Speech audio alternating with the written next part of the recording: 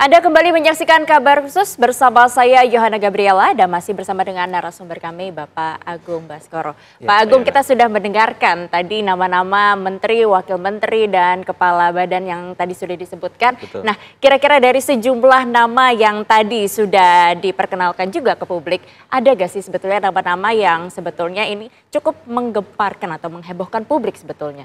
Iya, beberapa nama yang mengemuka kemarin itu kan waktu dipanggil ada Mas Raffi ya, Ya. Raffi Ahmad, kemudian ada Gus Miftah, kemudian ada Mas Yofi ya, Widianto seperti itu.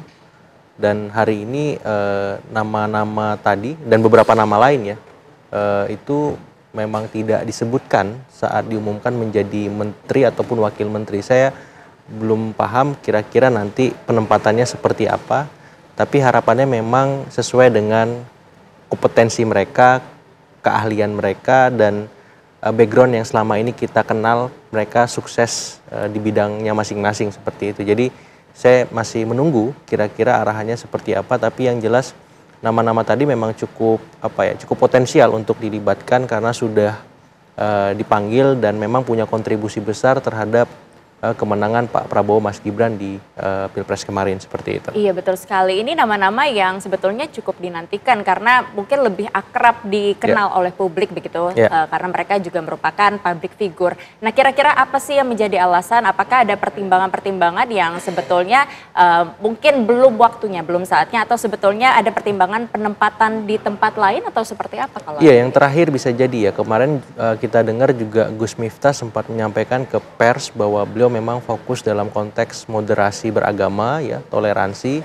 Bisa jadi itu punya peranan sebagai utusan khusus presiden misalkan di bidang keagamaan, atau Mas Raffi utusan presiden untuk bidang ekonomi kreatif misalkan. Itu bisa saja, tapi lagi-lagi kita tunggu nanti arahan dari Pak Prabowo bagaimana terhadap nama-nama itu, karena memang kita butuh ya orang-orang yang bisa menggerakkan pemerintahan ini dan melampaui kerja-kerja birokrasi.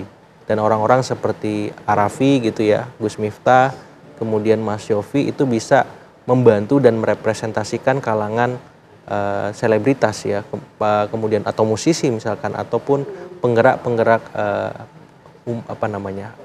semacam tokoh agama ya. Jadi saya kira sebenarnya nggak ada masalah, tapi kita tunggu seperti apa respon Pak Prabowo ketika memang nama ini sudah dipanggil ke Kertanegara, bahkan mungkin sudah ikut pembekalan juga seperti itu.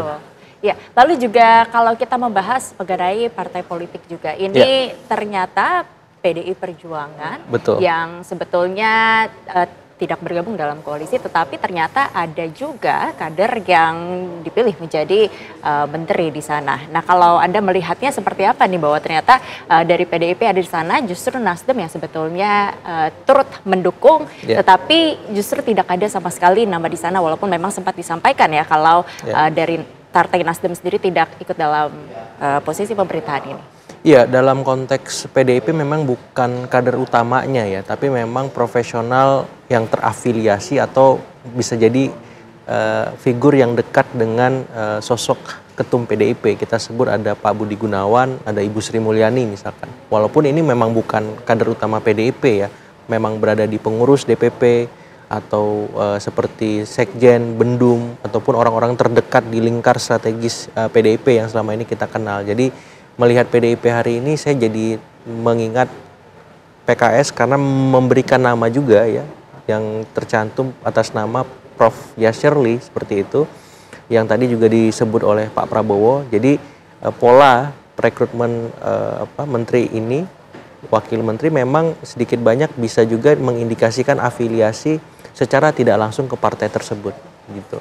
Nah, di luar itu saya lihat memang untuk Nasdem ini agak anomali ya, karena dia sudah mendukung, tapi memang tidak ada nama baik kader utamanya maupun profesional yang terafiliasi ke Nasdem yang dilibatkan malam ini sebagai menteri maupun wakil menteri.